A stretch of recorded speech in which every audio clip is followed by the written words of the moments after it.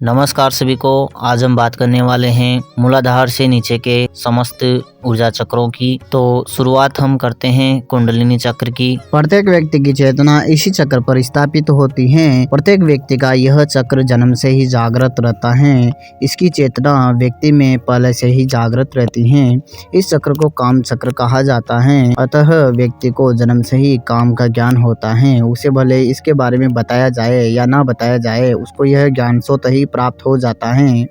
कुंडलिनी चक्र का स्थान मूलाधार से नीचे होता है। यह ऊर्जा चक्र पीले रंग का होता है। यह ऊर्जा चक्र व्यक्ति में प्रत्येक भावनाओं को उच्च आयाम में पहुंचा देता है। व्यक्ति की प्रत्येक भावनाओं को, प्रत्येक संवेगों को अंतिम सीमा तक ले जाने में सक्षम होता है। यह ऊर्जा चक्र व्यक्ति को प्रत्येक संवेग को अनुभव करने की शक्ति प्रदान करता है। साथ ही इसका पीला रंग मूलाधार को भी प्रभावित करता है। मूलाधार को यही चक्र शक्ति प्रदान करता है। इसी से मूलाधार को शक्ति मिलती है। यह ऊर्जा चक्र 7 पंखुड़ियों वाला होता है। प्रत्येक पंखुड़ी में क्रीम मंत्र स्थापित होता है। आगे बात करें इस चक्र के मंत्र की, तो कुंडलिनी चक्र का मंत्र ह्रीम है। इस चक्र की शक्ति कपालिनी है। आगे बात की जाए लोक की, तो यह चक्र ना तो भूलोक में आता है और ना ही अतल लोक में आता है। ये मध्य में आता है। इनमें दोनों का ही प्रभाव होता है। बात विज्ञान की जाए तो धरातल के अंतर्गत आता है। जो पृथ्वी की सबसे ऊपरी परत है, उसके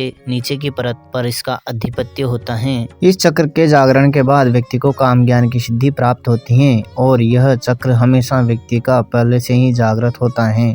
अब बात करने वाले हैं हम अधोमार्ग के पहले ऊर्जा चक्र की, जिसका नाम है रति ऊर्जा चक्र। यह ऊर्जा चक्र प्रत्येक व्यक्ति के जननांग में स्थित होता है। यह ऊर्जा चक्र सफेद रंग का होता है। इस ऊर्जा चक्र में 5 पंखुड़ियां होती हैं। प्रत्येक पंखुड़ी एक बीज मंत्र का प्रतिनिधित्व करती है। पहले दल में एम, दूसरे में ह्रीम, तीसरे में क्लीम, चौथे में श्रीम और 5वें में ग्लीम मंत्र। इस ऊर्जा चक्र का मूल मंत्र क्लीम है। देव की बात की जाए तो इस चक्र के देवता कामदेव हैं। इसकी शक्ति रति है। और लोक की बात की जाए तो इस चक्र पर अतल लोक का अधिपत्य होता है। आगे बात की जाए विज्ञान की, तो यह सफेद भूमि के अंतर्गत आता है, जिसको रॉकी क्रस्ट कहा जाता है। बात सिद्धि की जाए तो इस चक्र के जागरण के बाद योनि मुद्रा सिद्ध होती है। ऐसा व्यक्ति प्रत्येक व्यक्ति को आकर्षित कर सकता है, भले ही वो कितना ही मानसिक रूप से मजबूत क्यों ना हो। आगे बात की जाए दूसरा चक्र आता है नितंब चक्र। यह ऊर्जा चक्र प्रत्येक स्त्री और पुरुष के कुल्हे में मौजूद होता है। रंग नीला होता है। यह ऊर्जा चक्र आकर्षण विकर्षण का केंद्र है। अगर बात की जाए दल की, तो प्रत्येक ऊर्जा चक्र में 4-4 दल होते हैं।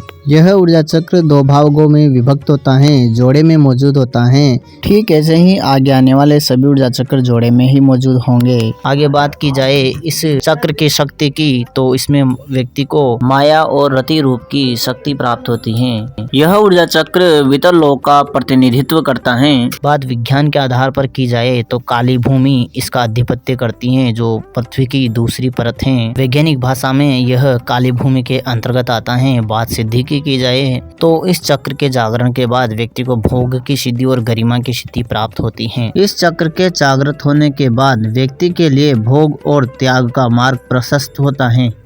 आगे बात करते हैं तीसरे ऊर्जा चक्र की, तो अगला ऊर्जा चक्र आता है उरु ऊर्जा चक्र। यह चक्र हमारी दोनों ही जगहों पर उपस्थित होता है। उरु ऊर्जा चक्र 2 दलों का होता है। यह ऊर्जा चक्र नीले रंग का होता है। आगे बात की जाए तो उरु चक्र जागृत होने के बाद व्यक्ति के समस्त दुखों का निवारण हो जाता है। बात शक्ति की जाए, इस ऊर्जा चक्र पर रति शक्ति का अधिकार होता है। साथ ही विंध्यवासिनी देवी को भी इस चक्र की अधिष्ठात्री देवी माना जाता है। अगर बात लोक की जाए तो सुतर लोक पर इस चक्र का अधिकार होता है। बात विज्ञान की जाए तो पथरीली भूमि इस ऊर्जा चक्र का प्रतिनिधित्व करती है, जिसको मेल्टन आउटर कहा जाता है, जो कि पृथ्वी की तीसरी परत मानी जाती है। यह ऊर्जा चक्र व्यक्ति को एकाग्रता प्रदान करता है, जिसके माध्यम से व्यक्ति को दिव्य शक्तियां प्राप्त होती हैं। आगे बात करते हैं जानु ऊर्जा चक्र की, जो व्यक्ति के दोनों घुटनों में मौजूद होता है। यह ऊर्जा चक्र पीले रंग का होता है। बायां ऊर्जा चक्र है उसमें ह्रीम और दाएं ऊर्जा चक्र में श्री बीज मंत्र स्थापित होता है। इस ऊर्जा चक्र में 4 पंखुड़ियां होती हैं। इस ऊर्जा चक्र की अधिष्ठात्री देवी विंध्यवासिनी देवी हैं। इस ऊर्जा चक्र पर तलातल लोक का आधिपत्य होता है, जिसको विज्ञान की भाषा में पीली भूमि इनर मेटल कहा जाता है। इस चक्र के जागरण के बाद व्यक्ति के घुटने मजबूत हो जाते हैं, उसके कार्य करने की क्षमता बढ़ जाती है। इस चक्र के जागरण के बाद व्यक्ति को भुक्ति और मुक्ति की सिद्धि प्राप्त होती है। अगला चक्र आता है पिंडलिनी चक्र। यह ऊर्जा चक्र हमारे दोनों पैरों के पिंडली में मौजूद होता है। यह ऊर्जा चक्र 3 पंखुड़ियों वाला होता है। बात कलर की जाए तो यह ऊर्जा चक्र चमकते सोने के समान दिखाई पड़ता है। बात देव की जाए तो इस ऊर्जा चक्र के देव महाबली हैं, और देवी यानी शक्ति की बात की जाए तो इस ऊर्जा चक्र की शक्ति महाबला शक्ति है। साथ ही लोक की बात की जाए तो इस चक्र पर महातल लोक का अधिपत्य होता है।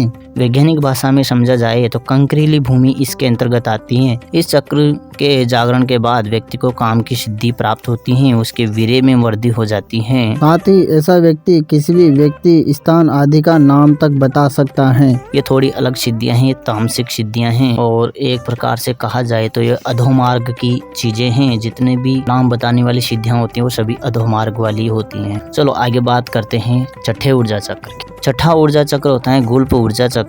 इसका स्थान दोनों ठगनों में होता है, जहाँ पर हमारे पैर का जोड़ होता है पिंडली से नीचे, वहाँ पर ये ऊर्जा चक्र दोनों ही ठगनों पर होते हैं, दाएं तरफ और बाएं तरफ, और दोनों पैरों में दाएं तरफ और बाएं तरफ। इसका रंग लाल होता है। बात दल की जाए तो एक ठगने में एक ऊर्जा चक्र होता है, और एक पैर में 2 ठगनों पर 2 ऊर्जा चक्र होते हैं। प्रत्येक ऊर्जा चक्र में 3-3 पंखुड़ियां होती हैं। बात इनके बीज मंत्रों की जाए, लेफ्ट का ऊर्जा चक्र है उसमें ह्रीम बीज मंत्र और राइट में एम बीज मंत्र स्थापित होता है। बात देव की जाए तो इस चक्र के देव छाया पुरुष हैं, जो कि हमारी परछाई हैं। वैसे ही इस चक्र के जागरण के बाद भूत प्रेतों की सिद्धि व्यक्ति को प्राप्त होती है। और यहाँ पर अगर शक्ति की बात की जाए तो इस चक्र की अधिपत्य शक्ति नारसिंगी देवी है। अगर बात लोक की जाए तो इस चक्र पर रसातल लोक का अधिपत्य होता है। विज्ञान की भाषा में समझा जाए तो लाल भूमि के अंतर्गत यह ऊर्जा चक्र आता है। लाल भूमि पर इसका अधिकार होता है। वैज्ञानिक भाषा में कहा जाए तो यह पृथ्वी की निचली परत होती है, जिसको आउटर मेटल कहा जाता है।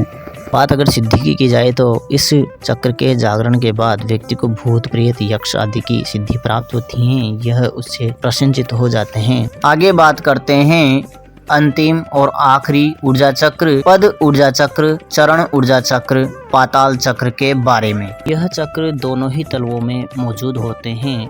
यह चक्र 3 पंखुड़ियों का होता है। अगर बात की जाए शक्ति की तो इस चक्र पर तलवासिनी देवी का अधिपत्य होता है। बात लोक की जाए इस चक्र पर पाताल लोक का अधिपत्य होता है। वैज्ञानिक भाषा में समझा जाए तो स्वर्ण भूमि इसके अंतर्गत आती है। उसको वैज्ञानिक इंटरकोर के नाम से जानते हैं। यह पृथ्वी की अंतिम और आखिरी परत है, पाताल लोक के नाम से जाना जाता है। अगर बात सिद्धि की जाए तो इस चक्र के जागरण के बाद मंत्र सिद्धि प्राप्त होती है, त्रिकाल सिद्धि प्राप्त होती है। व्यक्ति के समस्त रोग दोष को निवारण होता है। किसी के भी पर्सनल डिटेल इस चक्र के माध्यम से निकाली जा सकती है। तो ये थी मूलाधार से नीचे के समस्त अधोगामी ऊर्जा चक्रों की जानकारी, जहाँ पर अलग अलग लोकों का अधिपत्य होता है। यही 14 भुवन कहे जाते हैं। इन सभी ऊर्जा चक्रों के जागृत होने के बाद व्यक्ति की बाएं तरफ की समस्त शक्तियां कार्य करने लग जाते हैं। बाएं तरफ की सभी शक्तियां जागृत हो जाती हैं। तो ये थी कुंडलिनी चक्र के नीचे के समस्त ऊर्जा चक्रों की जानकारी। फिर भी अगर इसमें कुछ छूट जाता है तो आप हमें जरूर बताएं। नमः शिवाय, नमः श्री कालिके।